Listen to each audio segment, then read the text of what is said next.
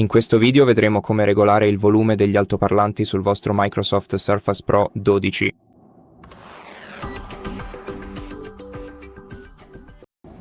Il modo più semplice per regolare il volume degli altoparlanti è utilizzare i pulsanti del volume sul bordo superiore del dispositivo. Qui abbiamo il pulsante per alzare il volume e qui abbiamo il tasto per abbassare il volume.